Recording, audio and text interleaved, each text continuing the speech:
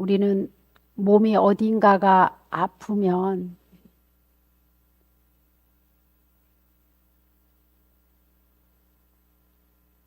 삶 전체가 흔들립니다. 그리고 아무리 속 썩는 일이 많더라도 자신의 몸이 아플 때가 가장 괴롭습니다. 그리고 가장 근심과 두려움이 앞설 겁니다. 그래서 건강한 것은 우리 인간으로서 살아갈 때 복 중에 복이 아닌가 싶습니다. 그런데 이 건강한 것만 가지고는 또 세상을 살아갈 수가 없어요.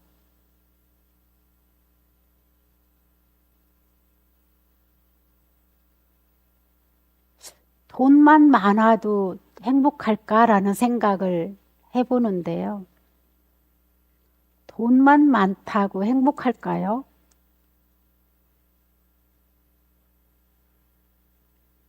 건강하고 돈만 많으면 행복할까요?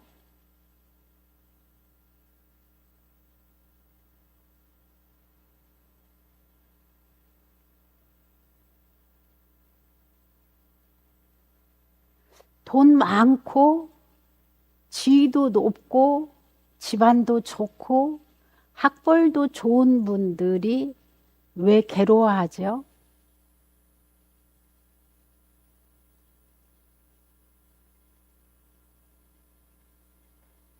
우리가 생각하기에는 저 정도 되면은 참 행복할 수도 있는데 우리보다 괴로움이 더 많아 보여요.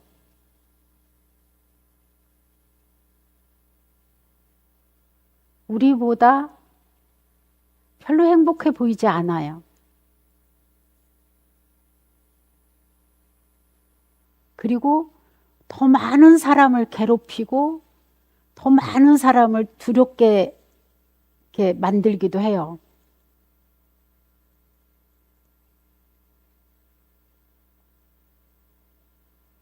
그런데 세상을 살아갈 때는 이렇게 돈도 건강도 명예도 이런 여러 가지 조건들이 필요한 그것만큼은 사실인 것 같아요. 그런데 부처님께서는 이것을 포함해서 더 행복하게 살 수 있는 방법은 마음의 안정을 말씀하셨어요. 마음의 안정과 평화로움.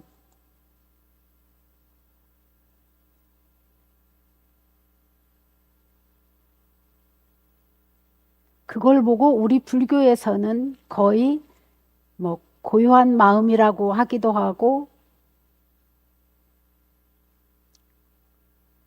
또 마음이 맑다고 하기도 하고 청정하다고 하기도 하고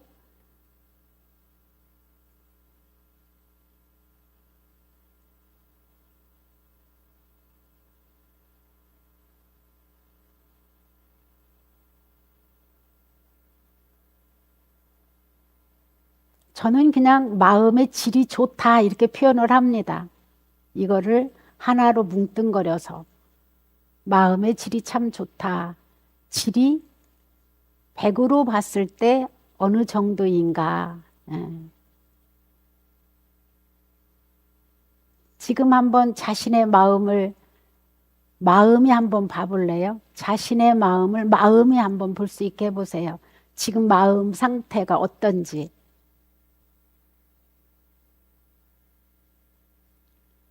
100으로 놨을 때 몇 점을 줄 수 있는지, 마음의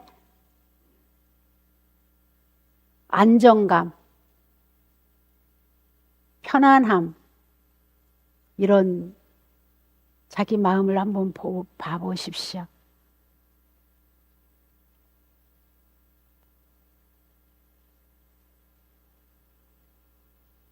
아직도 나쁜 생각에 휘말려 있는지,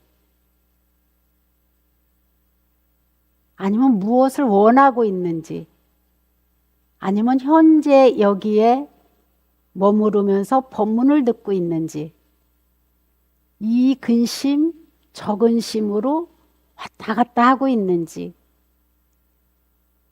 어떤 생각 속에서 마음이 이렇게 복잡한지 한번 생각해 보십시오. 지금 한번 자기 마음이 보도록 해봐요.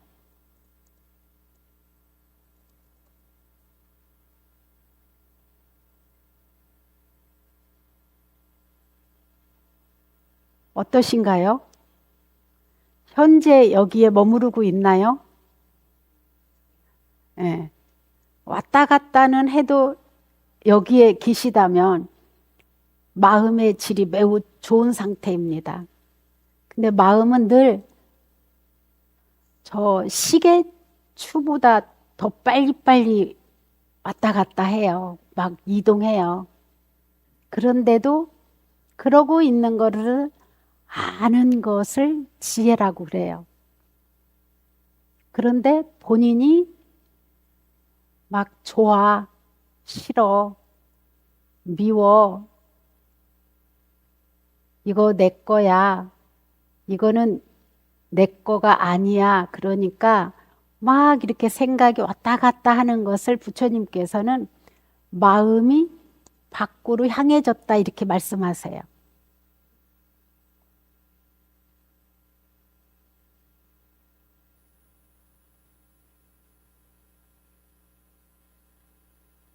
이걸 보고 눈으로 보고, 귀로 듣고, 코로 냄새 맡고, 혀로 맛을 알고, 몸으로 감촉을 알고, 마음으로 생각하고, 탐심, 성냄, 시비하고 있는 이 마음, 이것을 알고 있는 게 지혜래요. 알고 있을 때. 자기가 무엇을 듣고 있는지, 어떤 말을 하는지, 어떤 표정인지, 어떤 마음으로 여기에 앉아 있는지, 어떤 생각을 자꾸 하고 있는지, 그리고 몸에 지금 열기, 추위, 편안함, 불편함, 몸의 감각, 딱딱함, 부드러움, 가벼움, 이런 거를 지금 알고 있다면 자기를 잘 관리하고 있는 거예요. 자기를 계속 무엇으로부터 떼어내고 있어요? 시비 분별하는 마음으로부터 계속 떼어내고 있는 거예요. 떨어뜨리고 있는 거예요.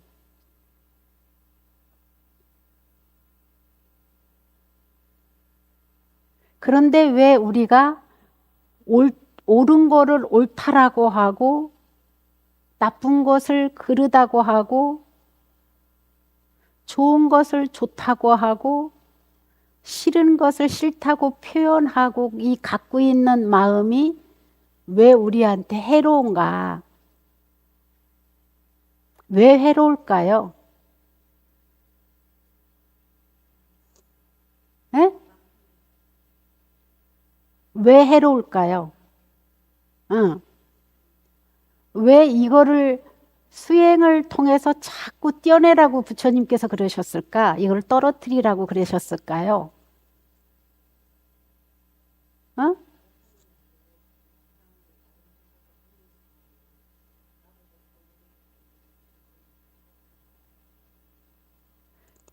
그거는 이 순간 일어나는 마음 작용일 뿐인데 이 순간 육군 육식으로 지나가는 것 뿐인데 우리는 이것을 움켜쥐면은 무엇이 해로냐면은 사실 지금 이 순간에 또 사실이 일어나고 지금 이 순간에 사실이 일어나는 것을 움켜쥐고 있으면 다른 걸 쥘 수가 없어요. 마음이. 여기에 머무르면.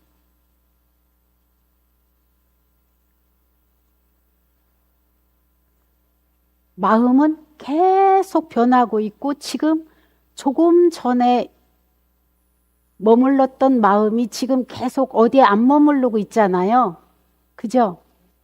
그런데 우리는 무엇이 좋으면 좋다고 딱 여기에 두고 있는데 이거는 이미 지나간 과거예요. 나쁜 것도 좋은 것도 똑같아요. 근데 우리는 과거가 아니면 미래에 마음이 가 있어요. 그러면은 제일 중요한 지금 이 순간 나의 삶 중에서 가장 고귀한 이 순간에 엉뚱한 짓 하고 있는 거죠. 그죠? 그래서 나한테 이득이 하나도 없어요. 이 순간을 잘 충실하게 정성 들여서 살아내면 과거에 어떤 일이 허물이 있더라도 지금 내가 빛나게 되죠? 그죠? 지금 이 순간을 빛나게 살게 되면은 미래 굳이 걱정할 필요가 있을까요? 지금부터 만들어 가고 있는데. 그래서 무엇이 좋다고 움켜잡고 있고 무엇이 싫다고 화가 나서 막 부글부글 끓는 게 아무 이득이 없고 손해만 계속 보는 이유를 여러분들이 분명히 알았으면 해요. 지금 가장 중요한 이 순간을 놓치고 있는 거예요. 그래서 그러면은 좋은 것도 좋다고 하지 말고 싫은 것도 싫다고 하지 말고 살아야 되냐? 그리고 억누르고 참고 살아야 되냐? 그게 아니에요. 좋다고 여기는 이것이 여러분 이 사람이 아니면은 이 세상을 못 살 것 같으니까 그분을 선택해서 결혼했는데 그렇게 매일 좋아요?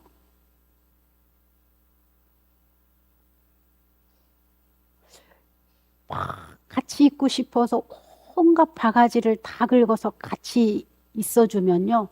조금만 막 같이 있어주는 게 길어지면 뭐라고 하냐면요. 아우, 이제 떨어졌으면 좋겠다고 하고 그래서 조금 떨어졌어. 그러면 왜 안 오냐고 또 바가지 긁고 우리 마음이 누구나 할 것 없이 그래요. 누구만 따로 그런 게 아니고 이 마음 자체가 그래요. 매일 새로운 거를 요구하고 그리고 마음이 계속 왔다 갔다 해요. 그러는 것을 알면 이 순간 일어나는 생각에 속지 않을 수 있는데 이것을 순간 속는 것을 1차 순간 속은 거에 말을 보태가지고 계속 괴롭히는 게 2차 피해예요. 근데 누구나 다 1차는 피할 수가 없대요.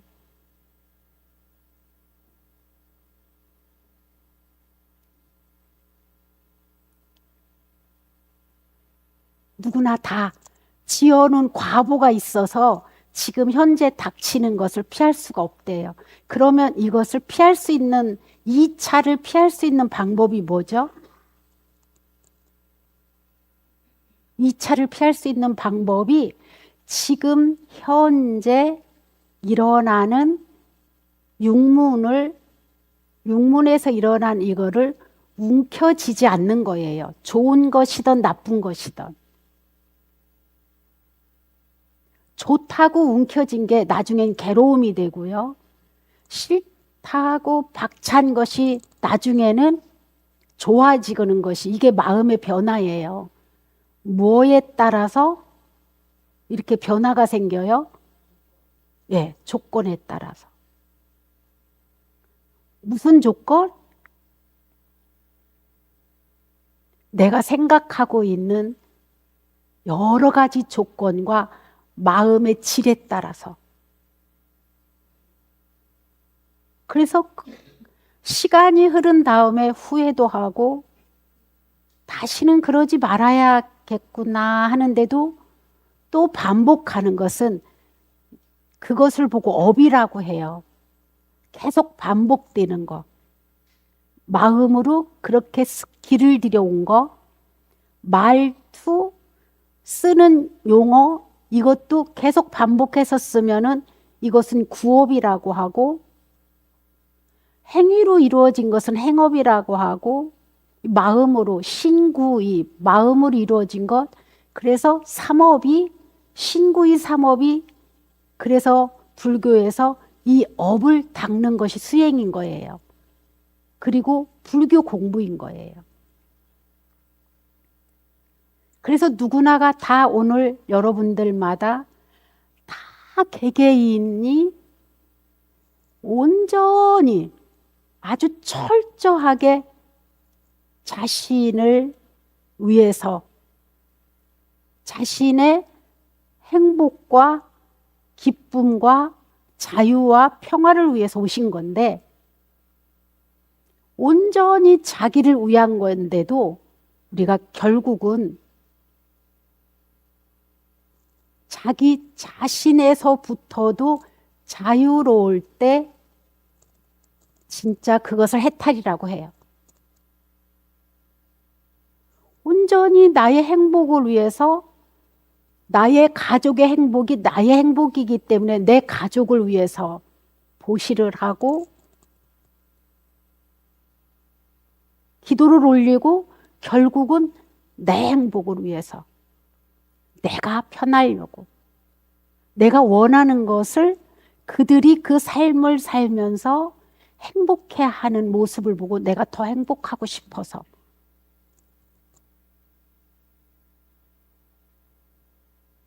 그런데 이것이 좋은 거라고 그렇게 한 것이 잘하는 거라고 계속 움켜쥐고 있으면 향상이 없어요. 그도 계속 변하고 있고 자신의 삼업도 변해야 되기 때문이에요. 그래서 여러분들이 막 자랑으로 여기는 자식이 사회적으로 명성을 얻고 부를 이루고 아주 큰 일을 해내는 남편이나 자식이나 집안에 누가 있으면 이거를 자랑하잖아요. 뿌듯하고 자랑 삼잖아요.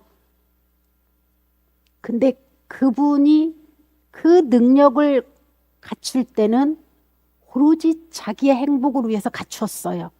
그죠? 맞나요? 그런데 정작 그분이 자기의 능력을 발휘할 때는 누가 가장 이득을 보던가요?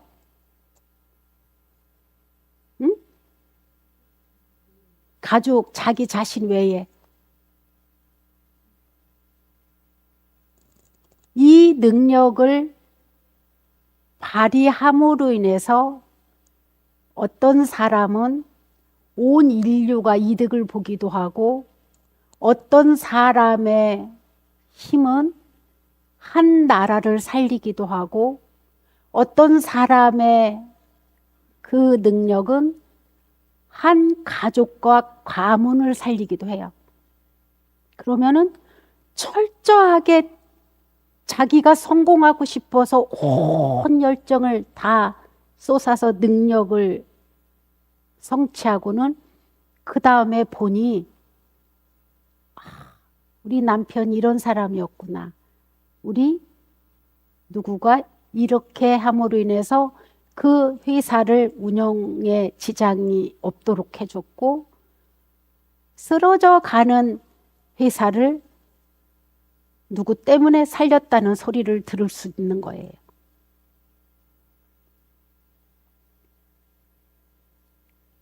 이렇듯이 온전히 절에 다니는 것은 자기를 위한 것이었지만 나중에는 아주 삼업이 맑아져서 그 사람을 보는 사람마다 이롭게 하는 사람이 있어요. 이것이 수행이에요.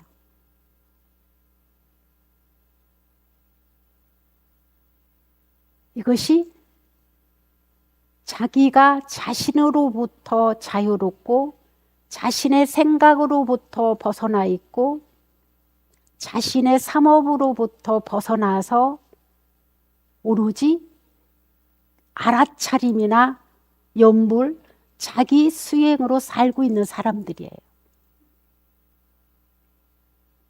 그러면은 자연스럽게 자기도 구제를 했고 타인도 구제하고 있는 중이에요.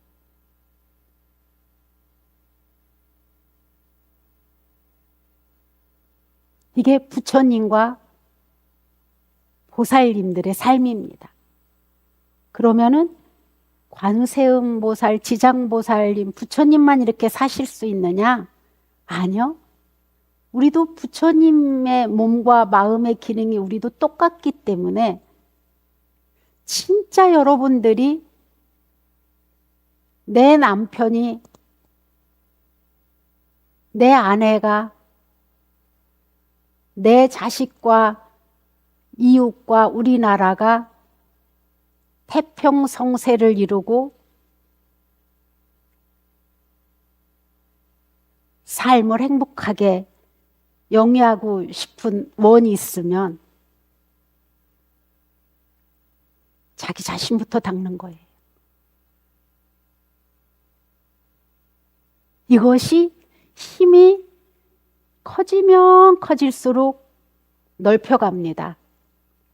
저 작은 등이 하나가 비춰질 때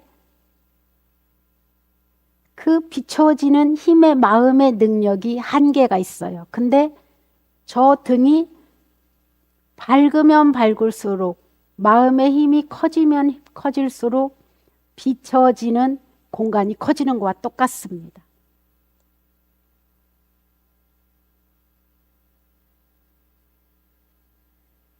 여러분들과 제가 올해는 그런 해년이 됐으면 합니다.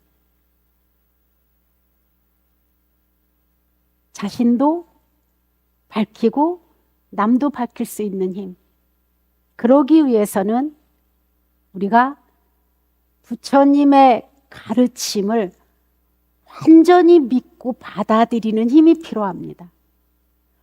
부처님의 가르침대로 말하고 행동하고 마음가짐을 살 수 있는 이 단단한 결심이 필요합니다.